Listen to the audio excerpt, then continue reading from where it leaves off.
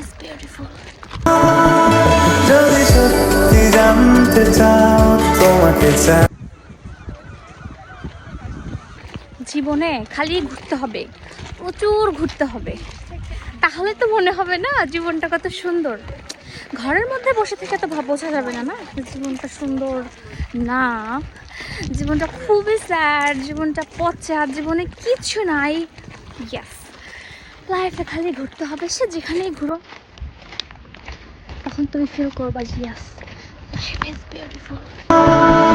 যদি সত্যি জানতে চাও